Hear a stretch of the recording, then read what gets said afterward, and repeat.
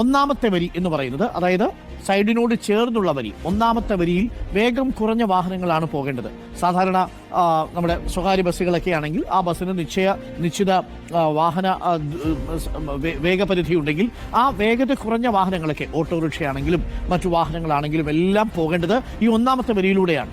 അപ്പോൾ ആ വാഹനങ്ങൾ സാവധാനം പോവുക, അതിനാർക്കും തടസ്സമില്ല. ഇനി ഒന്നാമത്തെ വരിയിൽ പോകുന്ന സമയത്ത് ഒരു വണ്ടി ഓവർടേക്ക് ചെയ്യണമെങ്കിൽ മാത്രം രണ്ടാമത്തെ വരിയിലേക്ക് നിങ്ങൾ ഇൻഡിക്കേറ്റർ ഇട്ടതിനു ശേഷം മാത്രം കയറി ഓവർടേക്ക് ചെയ്തതിനു ശേഷം വീണ്ടും നിങ്ങൾ ആ ഒന്നാമത്തെ വരിയിലേക്ക് മടങ്ങുക എന്നുള്ളതാണ്. എന്നാൽ അതേസമയം രണ്ടാമത്തെ വരി എന്ന് പറയുന്നത് കുറച്ചുകൂടി വേഗത കൂടിയ വാഹനങ്ങൾക്ക് പോകാൻ, ഇപ്പോൾ ട്രക്ക്, ദീർഘദൂര ലോറികൾ വരുന്നു, ടൂറിസ്റ്റ് ബസ്സുകൾ വരുന്നു, അങ്ങനെയുള്ള വാഹനങ്ങൾ, KSRTC ബസ്സുകൾ, മറ്റു ദീർഘദൂര ബസ്സുകൾ വരുന്നു.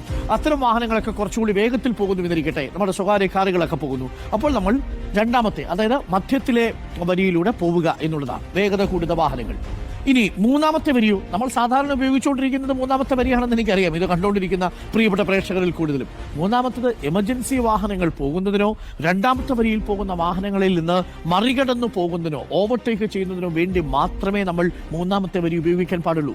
സാധാരണ രീതിയിൽ മൂന്നാമത്തെ വരി ഉപയോഗിക്കുന്ന വാഹനങ്ങൾ, അതായത് ഈ ഓവർടേക്കിങ്ങിനല്ലാതെ എമർജൻസി വാഹനങ്ങൾക്ക് പോകാൻ വേണ്ടി അല്ലാതെ വാഹനങ്ങൾ ഉപയോഗിച്ചാൽ വിദേശ രാജ്യങ്ങളിലേക്ക് പിഴ ഇടുന്ന ഒരു പരിപാടിയുണ്ട്. ഇവിടെയും ആ പിഴ പരിപാടിയൊക്കെ കൊണ്ടുവന്നു, കാര്യമായിട്ട് നടപ്പിലാവുന്നില്ല. മിക്കവാറും ട്രക്കുകളൊക്കെ പോകുന്നത് ഈ മൂന്നാമത്തെ വരിയിലൂടെയാണ്. ആ മൂന്നാമത്തെ വരിയിലൂടെ ഒരു കാരണവശാലും നിങ്ങൾ ഓവർടേക്ക് ചെയ്യാനല്ലാതെ എമർജൻസി സാഹചര്യങ്ങളിലല്ലാതെ വാഹനം ഓടിക്കരുത് എന്നുള്ളതാണ് ഏറ്റവും പ്രധാനപ്പെട്ട കാര്യം. അപ്പോൾ പ്രത്യേകം ശ്രദ്ധിക്കുക, 6 വരി പാത വരുമ്പോൾ 3 വരി പാതയാണ് ഉള്ളതെങ്കിൽ ആദ്യത്തെ പാതയിൽ ഒന്നാമത്തെ വരിയിൽ, അതായത് സൈഡിനോട് ചേർന്നുള്ള, വശത്തോട് ചേർന്നുള്ള പാതയിൽ വേഗം കുറഞ്ഞ വാഹനങ്ങളാണ് പോകേണ്ടത്. കുറച്ചുകൂടി വേഗതയിൽ പോകുന്ന വാഹനങ്ങൾക്ക് മധ്യ ലൈൻ ഉപയോഗിക്കാം, രണ്ടാമത്തെ വരി ഉപയോഗിക്കാം. മൂന്നാമത്തത് എമർജൻസി വാഹനങ്ങൾക്കും ഈ രണ്ടാമത്തെ വരിയിൽ പോകുന്ന വാഹനങ്ങളെ ഓവർടേക്ക് ചെയ്ത് മറികടന്ന് പോകണമെന്നുണ്ടെങ്കിൽ മൂന്നാമത്തെ വരി ഓവർടേക്ക് ചെയ്യാൻ വേണ്ടി മാത്രമായി ഉപയോഗിച്ച് വീണ്ടും ഇൻഡിക്കേറ്റർ ഇട്ട് പോകാം. ഓരോ ട്രാക്ക് മാറുമ്പോഴും കൃത്യമായി ഇൻഡിക്കേറ്റർ ഇട്ട് കൊടുക്കണം. കൃത്യമായ അകലം പാലിച്ചു തന്നെ വേണം നിങ്ങൾ ഈ വരികൾ മാറാൻ വേണ്ടി. ഭാരവാഹനങ്ങൾ ആദ്യ ട്രാക്കിലൂടെ തന്നെ പോകണം. ഒരു കാരണവശാലും നിങ്ങൾ അവിടെ യു ടേൺ എടുക്കരുത്. സമയം ലാഭിക്കാൻ വേണ്ടി യു ടേൺ എടുത്താൽ അതോടുകൂടി കഴിയും. 90-100 കിലോമീറ്റർ വേഗതയിൽ വരുന്ന വാഹനങ്ങൾ യു ടേൺ വരുന്ന വാഹനങ്ങളെ ഇടിച്ചു തെറിപ്പിക്കും. അതാണ് വടകരയിലൊക്കെ നമ്മൾ കാണുന്നത്. ട്രാക്ക് മാറുന്നത് ഓവർടേക്കിന് വേണ്ടി മാത്രമായിരിക്കണം.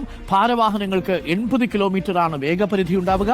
കാറിന് പരമാവധി 100 കിലോമീറ്റർ വേഗപരിധി വന്നേക്കാം 6 വരി പാതയാകുന്നതോടുകൂടി. ഇപ്പോൾ 90 നമ്മുടെയൊക്കെ ഹൈവേകളിലൊക്കെ ഉള്ളത്, ചില സ്ഥലങ്ങളിൽ 70-മാണ്. എൻട്രിക്ക് പ്രത്യേക പോയിന്റ് ഉണ്ട്. സർവീസ് റോഡിൽ നിന്ന് ചെറിയ ഗ്യാപ്പിലൂടെ ഹൈവേയിലേക്ക് എങ്ങനെയാ വരിക? ഇതാണ് സർവീസ് റോഡ്. ഈ സർവീസ് റോഡിൽ നിന്ന് ഇവിടേക്ക് കയറി വരുന്ന സമയത്ത് ദാ നോക്കൂ, തൊട്ടപ്പുറത്ത് ലെഫ്റ്റ് സൈഡിൽ കൂടി ചെറിയ വാഹനം വരുന്നുണ്ട്. എന്താ സംഭവിക്കുക?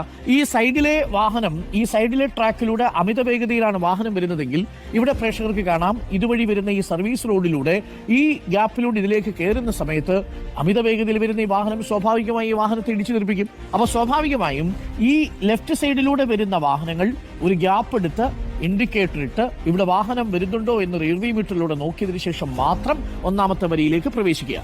ഒന്നാമത്തെ വരിയിലൂടെ വരുന്ന വാഹനം വളരെ സാവധാനം മാത്രം സഞ്ചരിക്കുക. വേഗത കൂട്ടണമെന്നുണ്ടെങ്കിൽ രണ്ടാമത്തെ ട്രാക്കിലേക്ക് കയറിയാൽ മതി, അപ്പോൾ പ്രശ്നമില്ല. അപ്പോൾ ഈ സർവീസ് റോഡിലൂടെ വരുന്ന വാഹനങ്ങൾക്ക് ഈ ചെറിയ വരിയിലൂടെ, ആദ്യത്തെ വരിയിലൂടെ പോകാനും സാധിക്കുന്നു എന്നുള്ളതാണ്. എക്സിറ്റിനും വെവ്വേറെ പോയിന്റുകളാണ് ഉള്ളത് എന്ന് പ്രത്യേകം ശ്രദ്ധിക്കുക. സർവീസ് റോഡിലേക്ക് എക്സിറ്റ് ആകാനായിട്ട് പ്രത്യേക പോയിന്റ് ഉണ്ട്. ഉദാഹരണത്തിന് ഈ വരി വരുന്ന വാഹനങ്ങൾക്ക് ഇതുവഴി കടന്നു പോകണമെന്നുണ്ടെങ്കിൽ, എക്സിറ്റ് കടന്നു പോകണമെന്നുണ്ടെങ്കിൽ ഇവിടെ വരി ഇട്ടിട്ടുണ്ട്. ഇതേപോലെ വരുന്നു, എക്സിറ്റിനുള്ള വഴികൾ കാണാം. അപ്പോൾ ലെഫ്റ്റ് എടുത്തു, നമ്മൾ നേരെ